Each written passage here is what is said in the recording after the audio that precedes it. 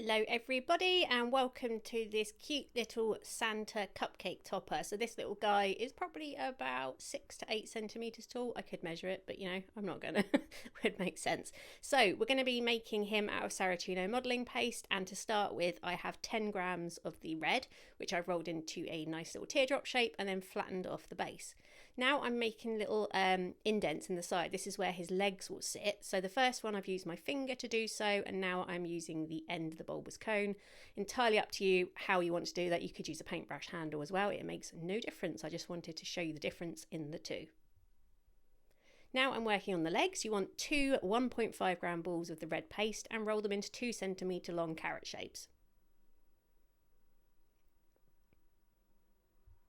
At the end of each carrot, we've currently got a rounded end, so we want a nice flat end. So I'm pushing that into the workspace just to give it a nice flat surface. Onto the feet now. So you want two 1 gram balls of black modelling paste, and you're going to roll them from balls into short little sausage shapes with one end narrower than the other. Paint a little edible glue Oh, Vicky, your brain's gone. Paint a little edible glue inside the indents and then attach the legs to the bottom of the model with the pointed end underneath.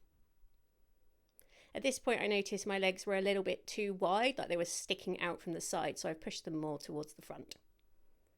Then I'm going to attach the feet, so I'm using the narrower end of that little sausage at the bottom, so that's going to be the heel, and the wider end is towards the top. Then you can add a little bit of character to your model, so instead of them facing both upwards, you could turn one to the side, so it's kind of hanging off and facing left or right. So I'm just going to show you that here. So I've gone with the left one facing up and the right one facing to the right.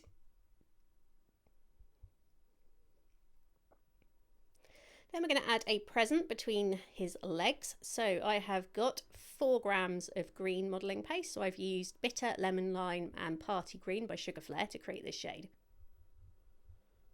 I've started off with a ball, and then I've pushed the ball and pinched it into a rough cube shape before using 2 smoothers to press on either side to kind of really square off the cube.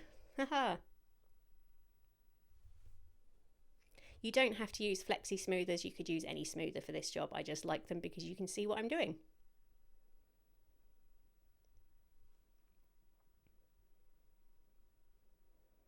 We're going to attach that between the legs. I've not used glue there because it is quite sticky. However, if you need to use glue, please do go ahead. Not going to stop you. Next, we've got 10 grams of white modelling paste, which I've coloured with Chestnut to create a nice skin tone shade.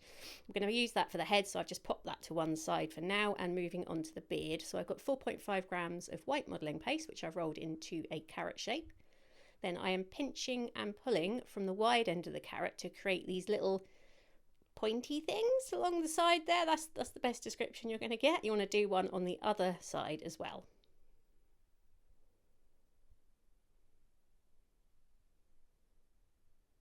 So I'm just pointing to them here because this is the sideburns of your beard. That's what we're creating. Haha! Make sure you smooth off the rest of the shape because obviously we've been fiddling around with it. And then we're going to attach that to the ball. Because we're working on a cupcake, I'm trying to keep the amount of icing down as small as possible. Otherwise it's going to be very heavy. So I'm chopping off the bottom third of the ball and then attaching the beard in place. Now I'm using Saracino paste and because it's got some slight stick to it, I don't need to use glue. However, you may need to if you're using a drier paste.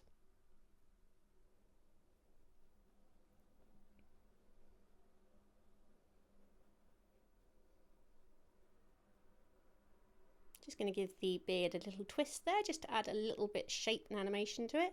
Anything you can do to add a little bit more character to your model, like twisting the beard and also with the feet facing them in different directions, it just kind of improves the look of your model and stops it looking quite so straight.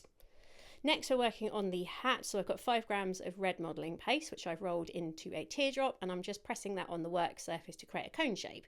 It's too big at the moment, so I'm going to trim away the bottom of the cone so that it's a lot shallower.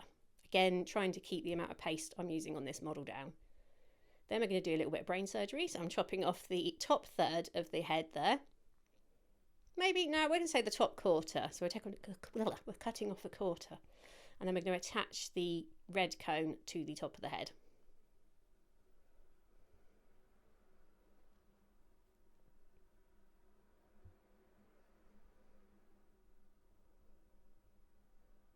having one of those stumbling over my words days today, aren't I? We need to bend over the tip of the cone. So here it is from the side. So you can see I'm gently teasing and bending it. So the slower and gentler you do it, the less likely you are to get cracks and marks. Next up is the nose. So I've got a small piece of that chestnut or chocolate, whatever colour I said earlier. You can use either or paste, and I'm attaching that to the front of the nose. You want to make sure that I'm not attaching it to the nose, I'm attaching it to the face, and you want to make sure that it is horizontal. To do the mouth, we're just pushing in the wide end of the Dresden tool into the beard off centre, just to make it look a little bit more fun. When you're working on models this small, you do need to kind of do less detail. You don't want them to be too detailed because it gets very difficult when they're that small. So I've just used a 1.5mm ball tool. These are available on my website. It is the mini ball tool set, along with the Dresden tool that is also available. For the ears, I'm adding 2 small balls of that chestnut or chocolate coloured paste to either side of the head. And then we're going to use a mini ball tool just to shape the inner ear, because at the moment they look like balls stuck on the side of a head. Just breathed in really heavily then, didn't I? Tripping over my words today. I need to learn to speak slower. I do speak too fast and then I trip over myself. So we've got a 4mm ball tool which I'm pushing into the middle of the ear and then towards the head, and then from this angle into the middle of the ear and then towards the head. Just make sure you support the back of the ear when you do that, otherwise it's just going to fall off. Now we're doing the trim between the hat and the head. So I've got 1.5 grams of white modelling paste, which I'm rolling into a nice fine sausage.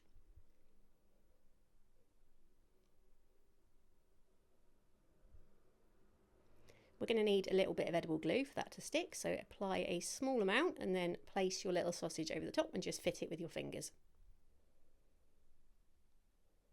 Then we need to do the back, so a little bit more glue along that line and then place the sausage in place. I'm going to use a pair of scissors just to trim the excess sausage at the back. You could use a knife, but you're going to use a pressing motion, which means you might squash it, whereas scissors, it won't squash the rest of the model.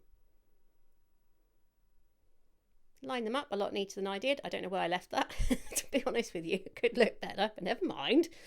There's the head. You also want to make sure that you keep an eye on the ears, because I did crush mine a few times. Now, the top of the model was a pointed shape, so I want to squash that to give a better base for the head to stick. So I've just given it a little press so you can see that nice flat edge. And then I'm showing you the back of the head there.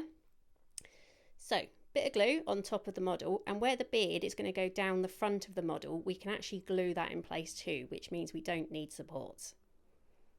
So here I am attaching it, and then I'm giving it a little press down just to bond that in place. Be careful that you don't squash your model, so you really need to do it gently and kind of feel for what you're doing. So we've got a horrible bit on the back there, but don't worry about that. I'm worried about that, but don't worry about that. Anywhere that beard connects to, add a little bit of glue just to keep the model in place. Either that or you can use a cocktail stick. However, on a cupcake, that's quite worrisome, I would say. You don't want someone biting into it. So for the back of the hair, I've got 1.5 grams of white modelling paste, and I'm rolling that into a taper-ended sausage. The length of it should fit around the back of the head. And then I'm going to attach that, so the wide bit in the middle, and then the pointed ends go up around the back of the ear. If this was a larger model, I would pay more attention to the back of the head and making it nice and neat. However, this is a small cupcake simple model, so it's just kind of covered. I am happy with that. That'll do. Probably shouldn't say that, but that'll do. So onto the arms. We've got two 2-gram balls of the red modelling paste, and I'm rolling those out into 3cm long carrots. Then I'm going to trim the end off, and it ends up being about 0.8mm. So you're looking at about a 2cm long arm after you've cut the edge off. Then we're going to add on 2 hands on the end. So you want 2 1-gram balls of the black modelling paste, and we're just going to attach the ball to the end of the arm. Nice and simple. We like simple.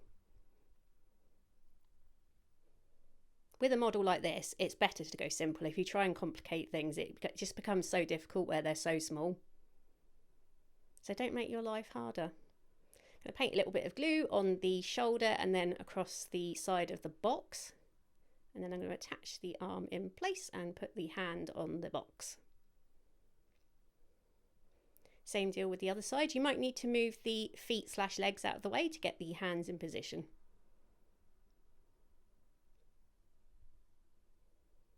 If your legs are a little bit wobbly at this point, you can also glue them to the arms. Basically, anywhere that any part of the model touches, you can add a little bit of glue to add stability.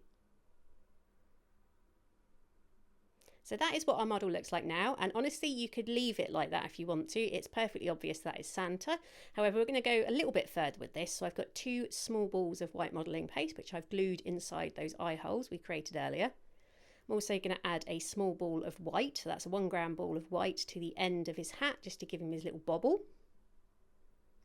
And then we're going to add some eyebrows. So I've got 2 very small pieces of white which I'm rolling into tiny carrots. These are going to be attached to the face, so just above on the outer side of the eyes.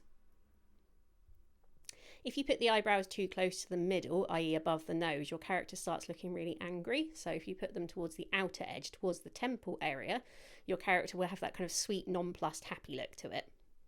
Even if eyebrows don't actually exist on that part of your face. Just pretend they do. So I'm using the glue brush here just to move the paste in position because it's so fine. Right, now we're going to go on with the edible pen. This is a cheap knockoff one from China, so I've got black all over my fingers, and I wanted to test it on a piece of paste before I used it on the model just in case it was very wet. So that's what I was doing there. Then I've boobed. I thought it's probably a good idea to show you this. I've put the left eye in the wrong place and Santa looks a bit crazy. I tried to fix it by moving the paste. However, as my lecturer at uni said, in more swear words than this, you can't put glitter on a turd. So sometimes it's best just to start again. So I'm just using the scriber needle just to hook out that tiny piece of paste. Then I'm going to add another piece of white paste and just do the eye again. That's where you saw me looking at it going, will it do? And it's like, no, it won't do. It was such a small and easy piece to do. There's no point trying to patch it up. You might as well just start again. And this is where you'll notice that I have super shaky hands, which is why I struggle with stuff like this. In a minute, I will be showing you how to paint the box, just to give that a bit of a snazz up. And I'm meant to be painting circles, and I can't do it. Holding the model and drawing circles is beyond me, apparently. Never mind. This is why I model. We're all good at certain things. Here are my dodgy circles. Look at that. Oh, wonky. Never mind. I just thought I'd do these just to add a little bit of detail simply, she says, if I can draw circles, to the present without actually doing too much work to it, like adding a bow or something. And that is our cute little Santa finished. You could add some dust colour if you wanted to. This is a cupcake model and it's fairly simple, so personally I would probably leave as is. I hope you have enjoyed this tutorial, and Merry Christmas to you all.